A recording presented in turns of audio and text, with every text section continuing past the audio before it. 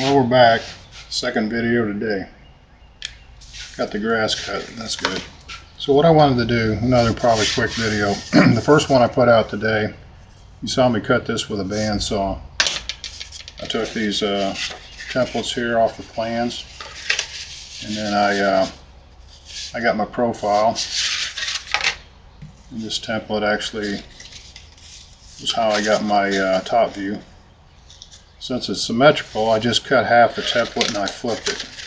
So that's how I got the symmetry on that. Now the way the fuse is set up, the thrust line, or we'll call it the datum line because it's off the thrust line 1/4 inch, the top is different from the bottom.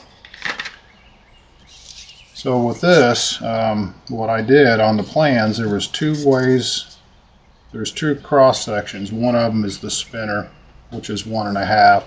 The other cross section that showed on the plans was about right in here. And what I did is I just made a template, and it just had to be close, but I wanted to mimic what was on the plans. So I just made an inside template and I carved it to that shape. I'm going to carve the bottom here in a minute. But since we don't know what kind of spinner these guys use on these Perkies, so this is a pretty standard spinner. This is something you'd buy off the shelf. Now obviously if you go to these aluminum spinners you can get the needle nose and things, but so I had to have something to go by, so that's pretty close. You know, it's not perfect, but it's close enough. But you know, once this thing is made, the mold is made, and the carbon parts are made, there's no going back and changing any of the let me get this thing.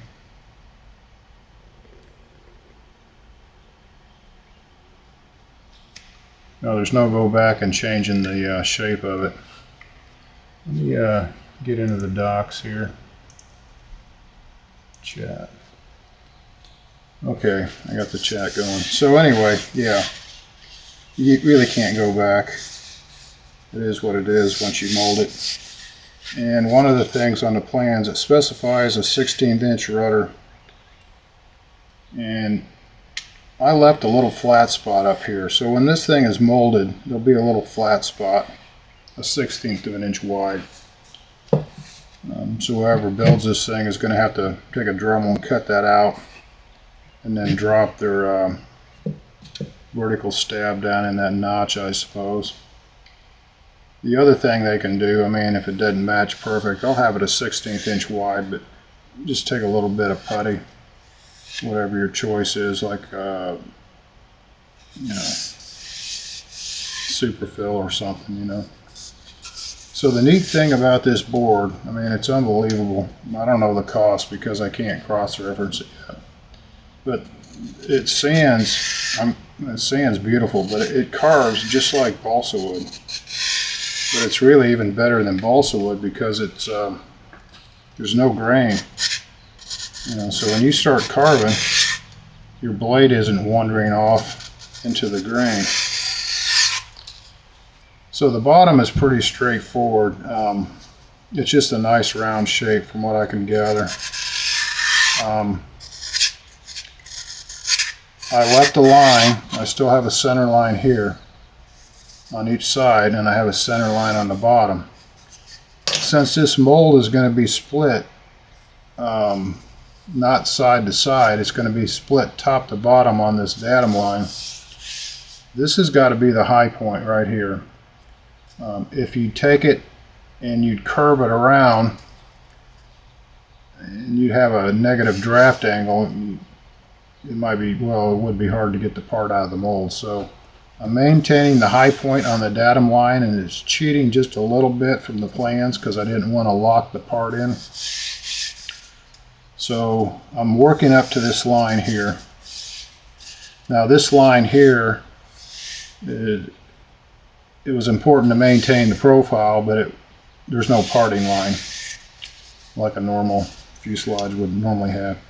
So all I have to do here is just carve in this shape. Now, I don't know if you guys have done much carving, But to me, when you start carving, it's therapeutic. And so I'm just going to work this down and try to get a decent shape in there. And if you built a lot of airplanes, you've done a lot of top and bottom blocks and carving, making a plug will be a no-brainer. I've made plugs out of MDF. I've made plugs out of styrofoam. Not the expanded white bead, but I've made them out of the closed cell blue and the pink. So it's just, it's carving 101. And you carve as far as you can go until you feel like, you know, you're losing your detail. Then you got to go to sanding. It's like anything else. You just start progressively go from maybe something like this. You're going to go with an 80 grit, and then you're going to go to 120, and then I go with a 320. The 320 grit on this tooling board is pretty much where I'll leave it, and then I'll spray primer on it. And the beauty of this board is primer won't bother it. Automotive primer.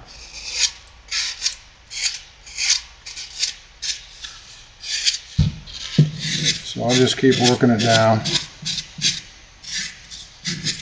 And another thing you can do is you can grab a razor plane. I'll take the big chunks. I can get a bigger chunk by carving than a razor plane will take. I'll go over there and get the plane here in a minute and see if I can get it down a little bit more with the plane.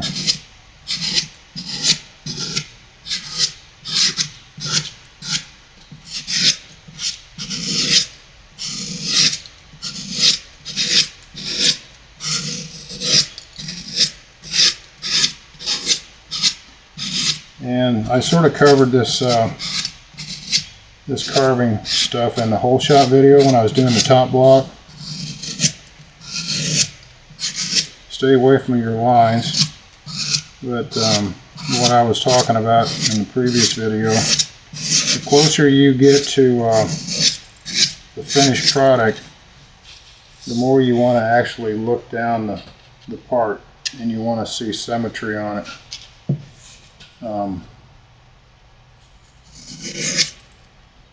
It'll get away from you if you're not careful.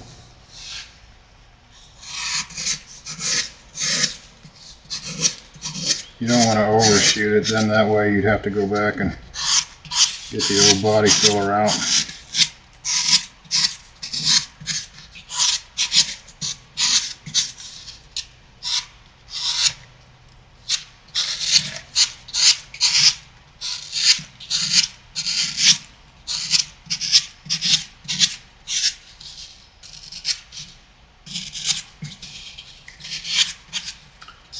So you can see it goes pretty quick.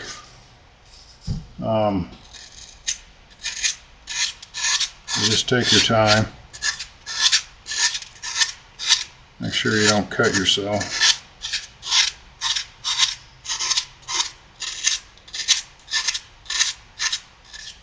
So as I'm taping this here, the Brodak is in progress, or people are rolling in anyway. Hopefully today you guys get a little bit of break from the rain. I remember going out, not the Brodaks, I've never been there, but I remember going out to the East Coast, going through Pennsylvania from Indy. You could drive almost from here to the East Coast under the same rain cloud. Robert was coming from St. Louis the other day, and I was watching the radar. And the rain cloud is coming right up 70. You could drive from Terre Haute or St. Louis to here almost under the same rain cloud. Let me get a plane, and I'm going to go over this with a plane.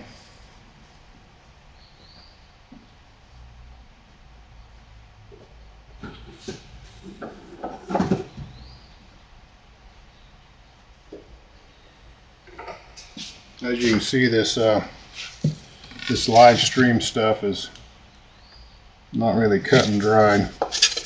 Not really 100% prepared.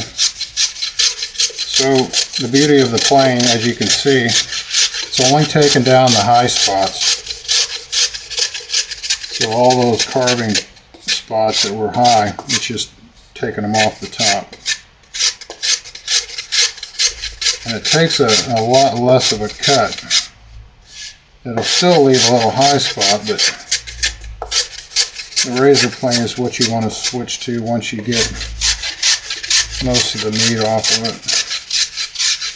And I just keep working it, and I don't get too close to the line. I'll go with this razor plane maybe an 1/8 inch to those lines that I need to get to.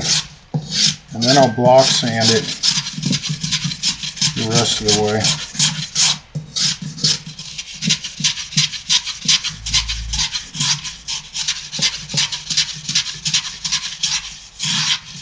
Now this pod, or this fuselage, the neat thing about stuff like this, it's sort of generic in a way. You could take this thing and turn it into a little RC plane, like I did some of the pods. So I'm just sighting down and trying to get the profile and watching where the plane's going.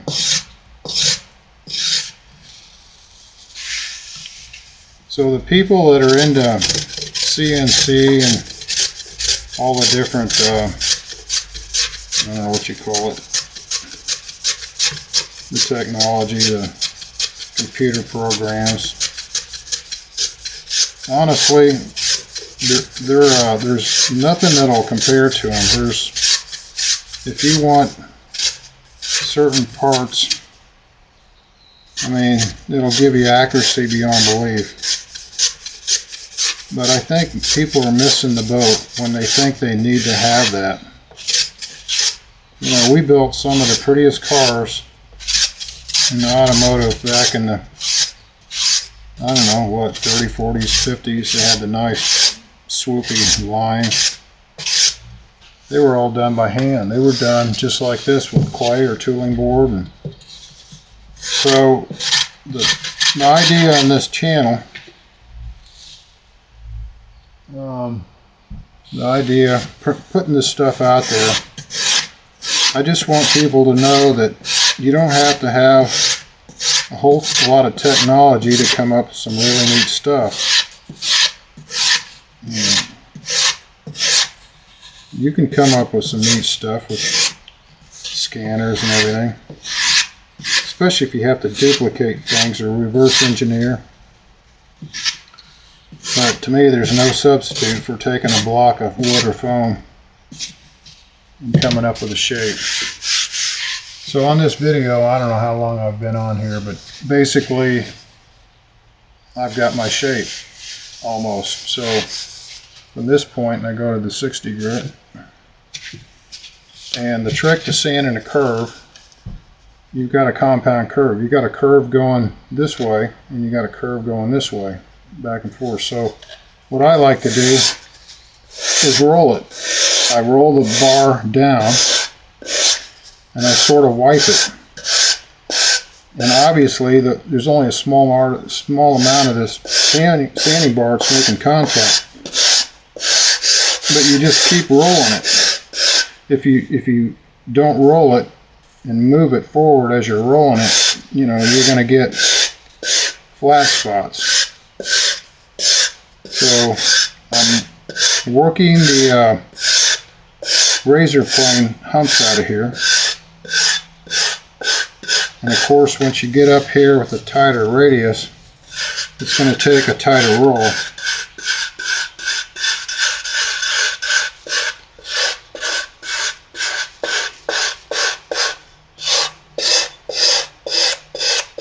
And you just keep working it.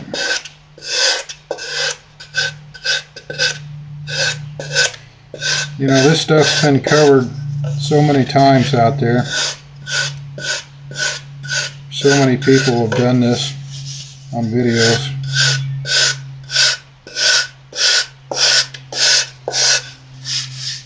You can see that's starting to get a really nice rounded shape to it.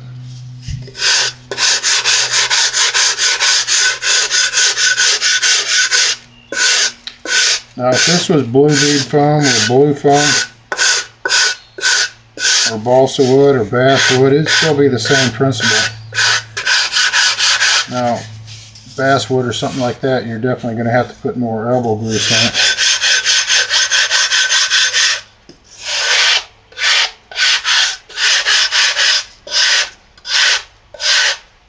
So I just keep working it, staying away from this high point. When I get to the high point is when I'll switch to the finer grit. This tail post is sort of tight right in there.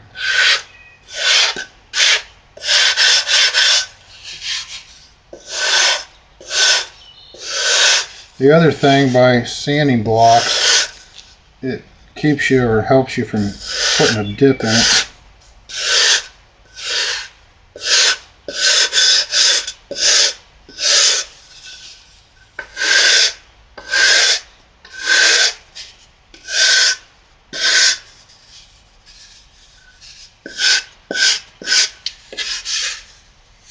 And then start working on the other side.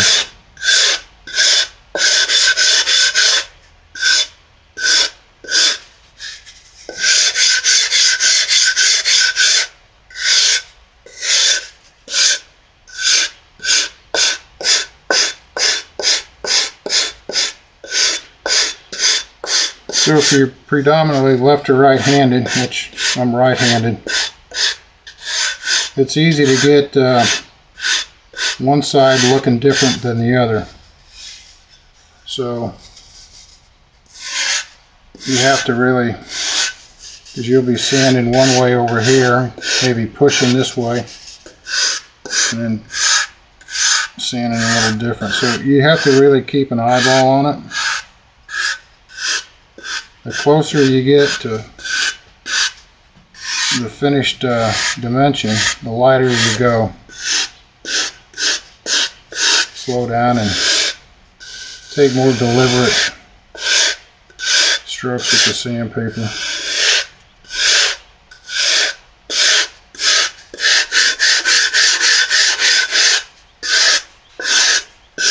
So from this point, once I get this thing finalized and I get the shape I want, I'll go back with automotive primer, and I'll probably, on something like this, since this is pretty dense and hard, I'll probably just go with a rattle can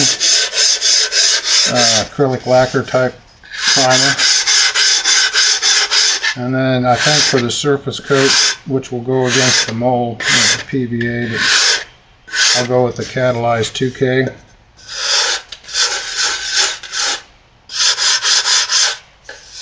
See if I can line up enough stuff to spray the 2K clear. Because once you pop the button on the bottom of the catalyzed clear rattle can, you pretty much have to use it all. You can refrigerate it maybe, I don't know, but you better be spraying it within a day, I think, because it's all going to harden up on you.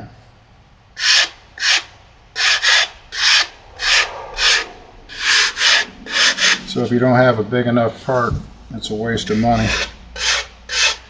And to be honest with you, I'm not so sure catalyzed is really all that necessary, because this mold is going to go from primer to the clear coat to the PVA, so there's not going to be much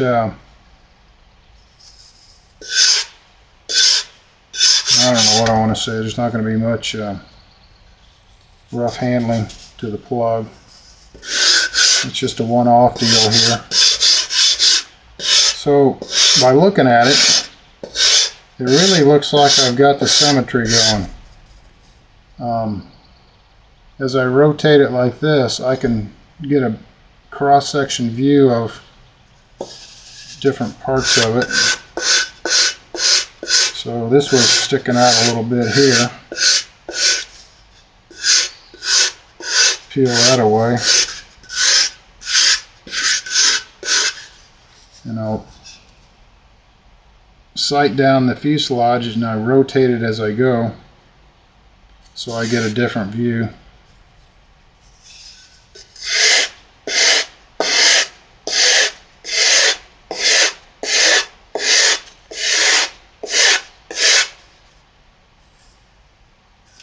So that's pretty good. Now the next thing I do is I go to a 320.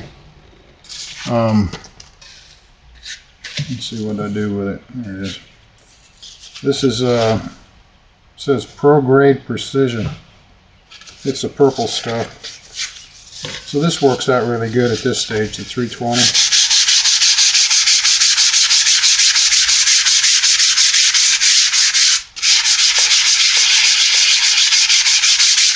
Yeah, I was going to try to do this all in one video, and that's some stuff I had to do.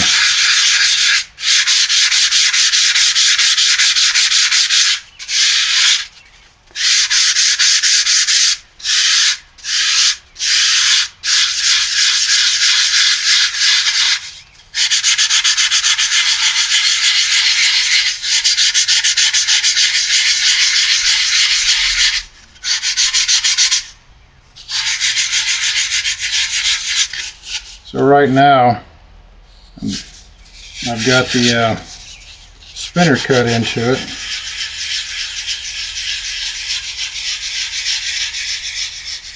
So I don't want to go past the line here.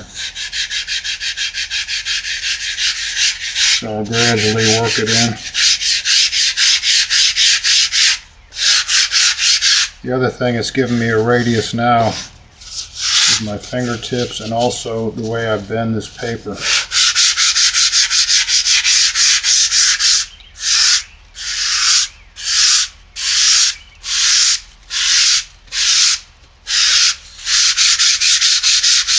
And if you're cognizant of it, when you run this paper over the plug, you can feel the wave, feel a bump.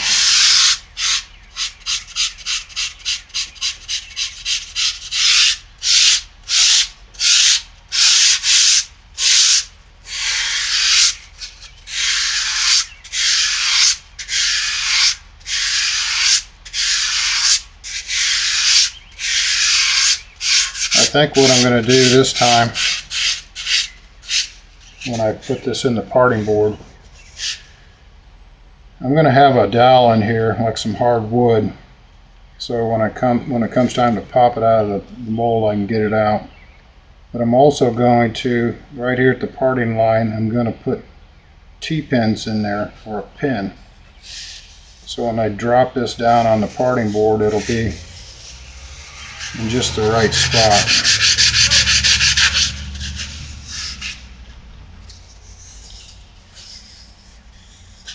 So I'm working it up to the high spot right here. That's going to be where the parting board goes.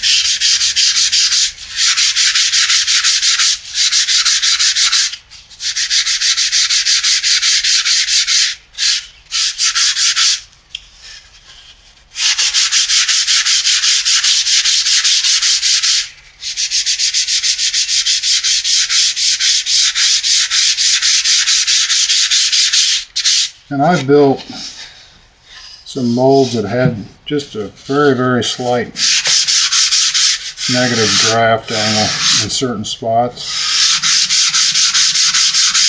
And I've been able to work around it a little bit and still get the part out. You've got to pull the part from the opposite direction, I guess. And then sort of peel it. Not straight up, but at an angle, it'll come out.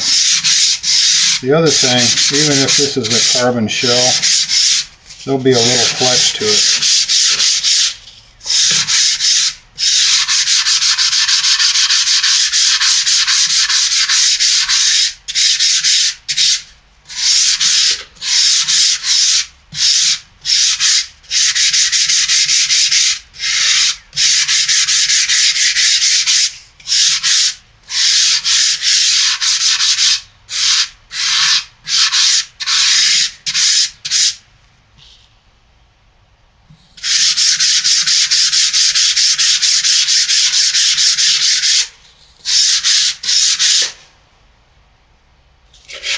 So as I'm looking down this plug, I can see that it's just a little high right in here, ever so slightly. So I'll just come back and work this down a little bit here, because I was sanding quite a bit here. Now I got to play catch up over here.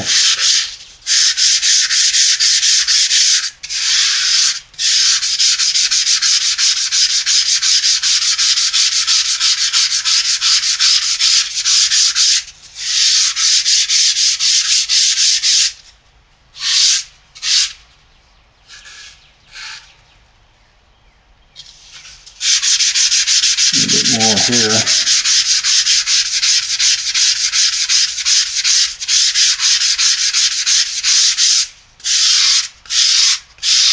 And the last thing I'll do, I'll make this line go away.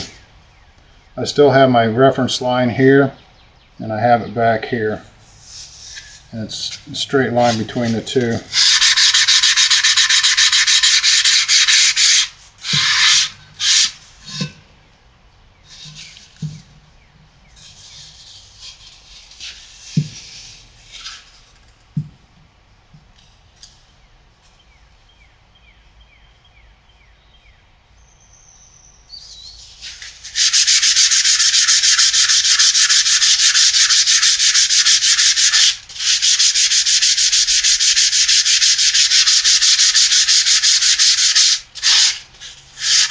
So let's just say you find a dip once you get the primer on it. It's really no big deal. You can still go and spread some Bondo over it, or some superfill, and block sand it. You try to get this thing so where you don't have to go back and do any more filling, other than maybe a few pinholes or something.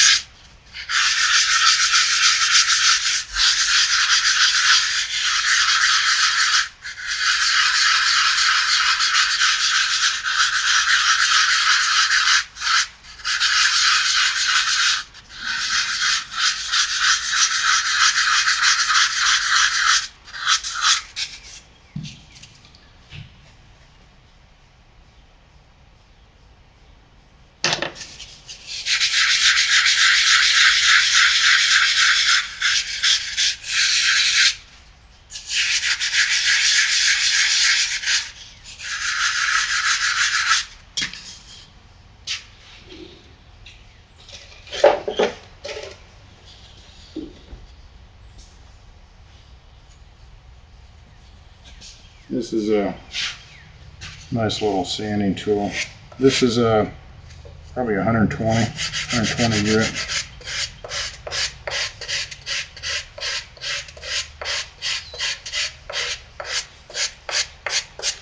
It's lightweight in the way I shape them. Got an angle so you can get into tight spots.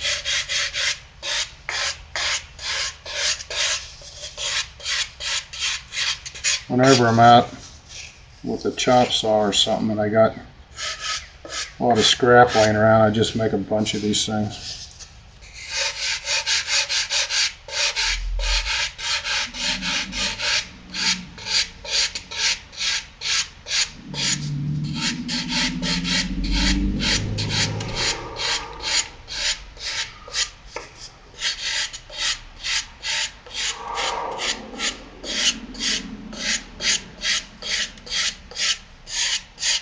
And like I said, I'm just guessing with this spinner, but they're pretty readily available at this shape.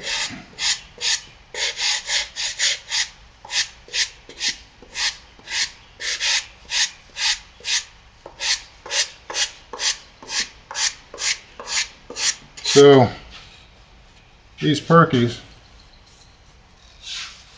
I don't know anything about them.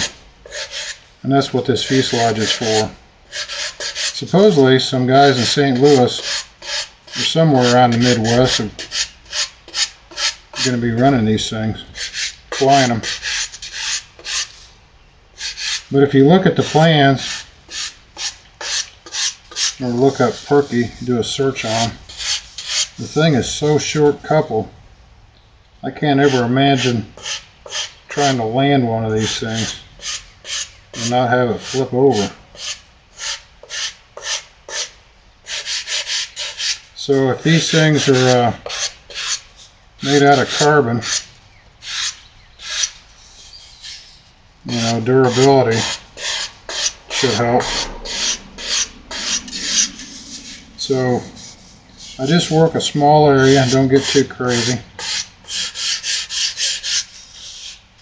Work it down. Now by handling it, you can see I'm losing a little sharp edge on this foam. This foam holds a lot of detail, but it's not perfect by any means as far as detail. I mean, it's still coarse, but that can be made up when you do the mold. So I think that looks really good, I think.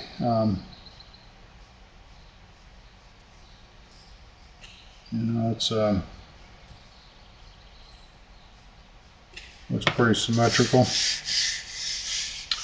So right now I can feel the high spot. These top and bottom, you can feel the hump right there where that line is, and that's what I want. I want a little bit of a hump there,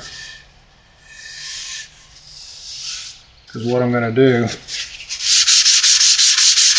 I'm going to blend that down until that goes away.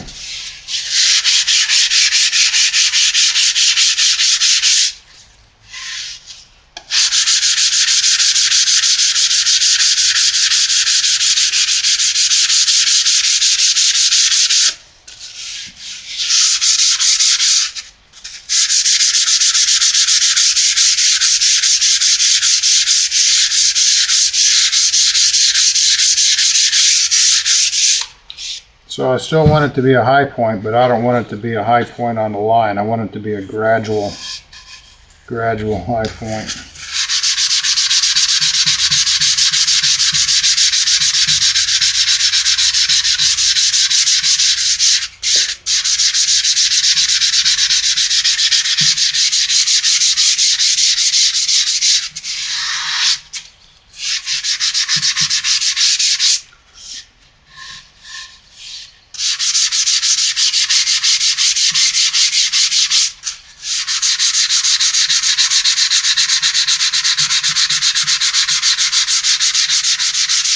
So if it's not a high point and it's a flat spot, that's okay too. It can be flat, but it just can't have any negative draft angle on it.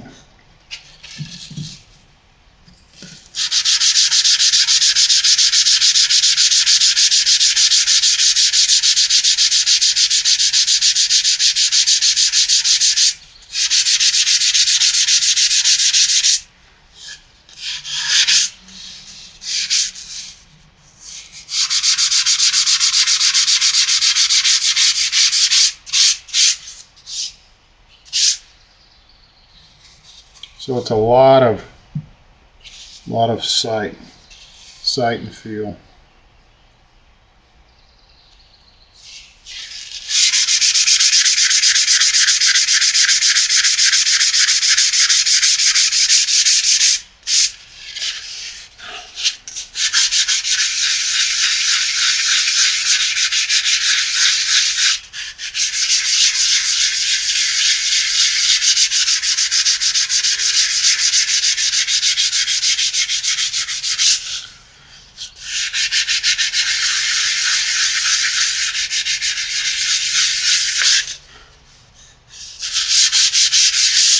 So that's pretty much got the shape I want right here. Now it's time to get rid of this little teeny ridge.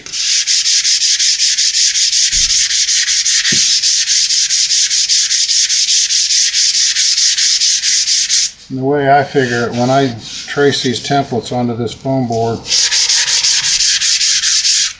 it's probably bigger by a pencil width.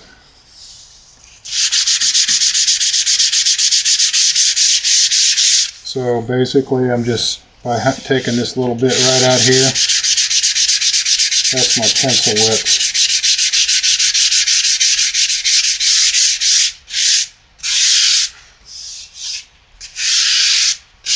So that can't feel the ridge anymore. Hi, Dan. Did you get fired already? Yeah, you never showed up. Oh. Come, you want to be on TV? Oh, sorry. Come over here. You want my mug on there? Yeah. Say hi to the YouTube. Hello. I'm Dan number 2.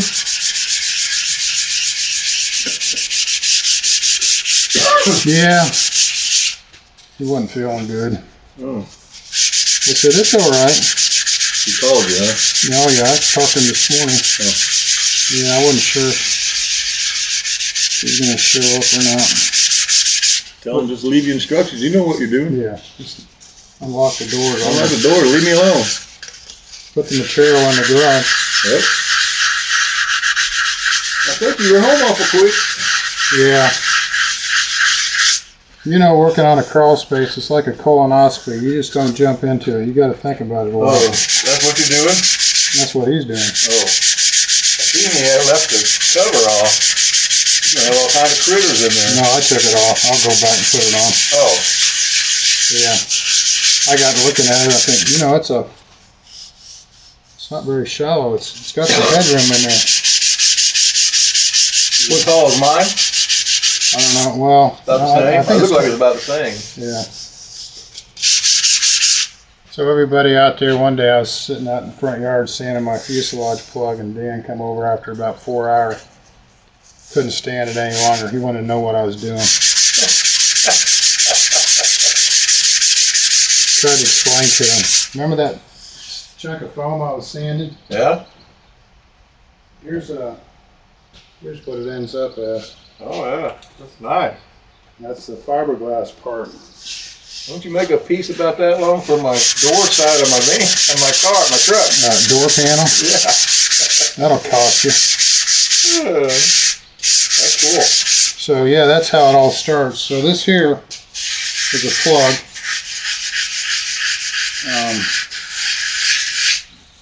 From the plug, then I'll put the auto body primer on it, get it all nice and shiny, and then I'll make a mold. So this is the part, but over here is the mold. This is what, that's what.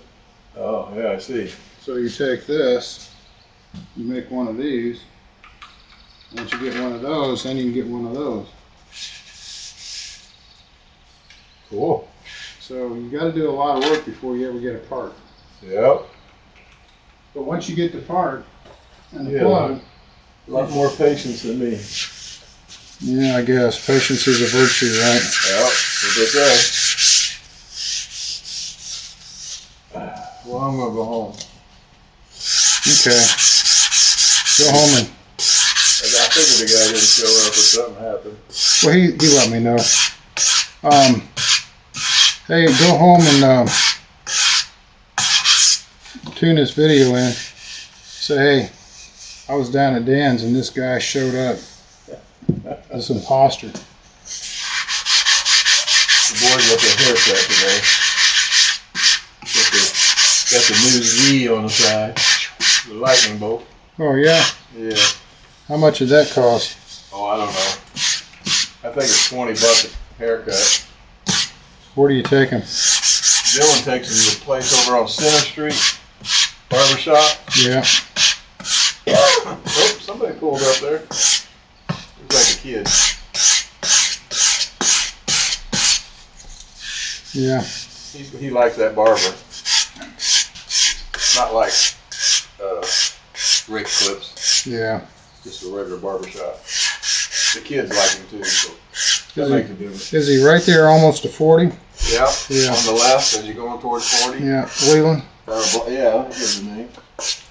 Yep, there's the young ones.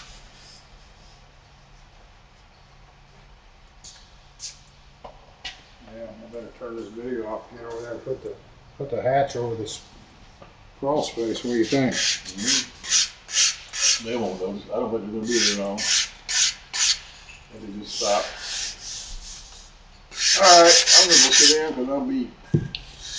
Okay. Say goodbye to the YouTube. Bye, YouTube.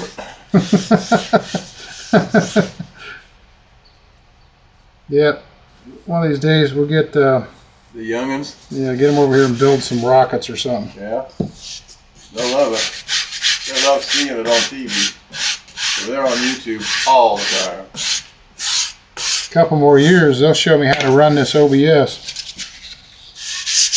They can be my my tech team. What do you think? That's pretty good work, isn't it? That's beautiful. Make something out of nothing.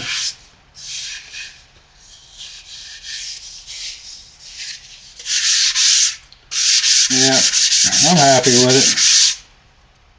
Now all I gotta do is get some primer on it. I might have my truck pretty soon. Oh yeah? She told me today she Quit driving it? well, she had to go to the doctor and her knee's so messed up she can't get up in it. Yeah. She needs surgery? Well, she went, when she found out it was hard to get up in there, she called and made another appointment with the knee place and got a shot of cortisone. She said that's okay for a while. She went to her heart doctor. He said, I'll see you in 6 months. Said she was all right. Yeah, that's good. She told me, yeah, Dan, I've been thinking about you. She said, I just hate getting rid of it because I don't have no way of getting nowhere. Well, I said, you know what? I'm a phone number away. I'm home all day long. yeah, whether you have the car or not, that's the thing. People hate to give it up because in their mind it's still the form of independence, you know? Yeah, so I don't push it. When she's ready, I'm ready. Got 90,000 miles on it. 2002. Yeah. Never been in the snow. Well, sitting in Florida all winter, right? Sits in Florida, in the sunshine. I don't think the very back seat has ever been sat in. I don't think any human has sat in it. Just her.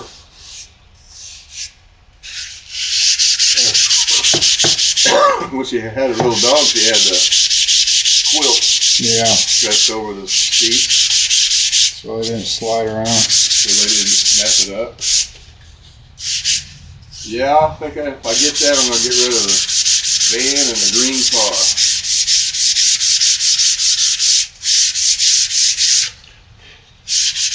The truck's too convenient when you want to haul something. Yeah. I don't know if I could live in this house without a truck. Yep. What was your little granddaughter's name? I forgot. Murphy? Murphy. Yeah. I'll tell you what, my memory as far as names is getting worse and worse. She is a cutie. The boys would love her. Good little girl. Smart. Oh, yeah. She knew how to hold up 3 fingers, didn't she? She was smart already at 3. All the things no one knows how to hold up anymore is this.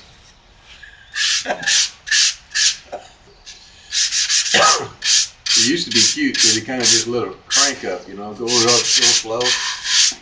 I'll get him aggravated, he'll turn around and throw me. Stick that hand at me. Anyways. Yeah. He's so funny. They pick up everything. He spelled, this morning he was doing something. He was spelling something for something, and the word available. And he spelled available. He asked me how to spell it. I said, you're asking the wrong guy. I'm not sure.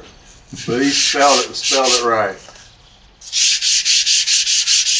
You spend a lot of time working with him, you know. Oh, he is. You should see the note the teacher just sent home about his reading ability for kindergarten. It's amazing. It just amazes me how he can read. He just picked it up pretty much on himself. We didn't really have to work with him. Well, you know, they got good teachers over there. Yeah, we love the school.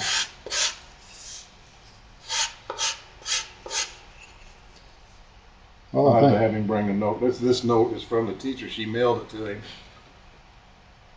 Said how much she loved having him in the class. Yeah. And wished him a good year next year. Is he looking forward to next year? Oh yeah, yeah. He'd go back next week if they both miss their friends.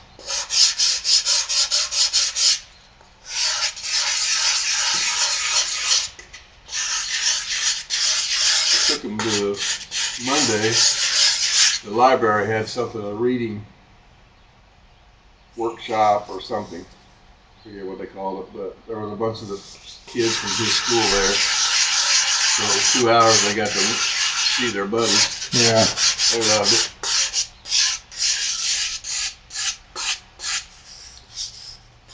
Monday I'm going to take them to urban air. That's a neat place. Yeah, Heather bought a membership for the summer. All I got to do is go in there and give them her phone number and they get in for free. Well, between the parks and all the other stuff, plus places like that, you know, it should be able to keep them busy. Yeah, and the week after next, they've got Jack's got basketball camp every day. He's the wrong kid for basketball. Well, Noah didn't want to do it. He's not tall enough. I know, but you know why he likes to go? Just to see the high school kids. Yeah, he likes to be involved. He just likes to be there. He don't care nothing about shooting the basket. He'd make a great mascot. Roly-poly and happy.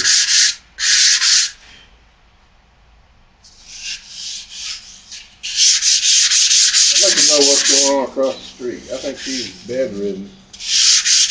Oh, she's all right. I ain't seen her out. She's busy. I'm wondering if she's having trouble with her pregnancy.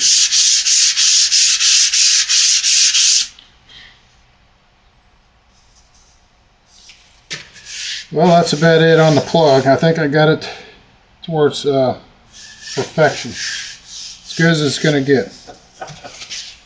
Okay, come out here and look at this panel on the side of my truck. You ain't got enough money for me to fix that truck. It's fine.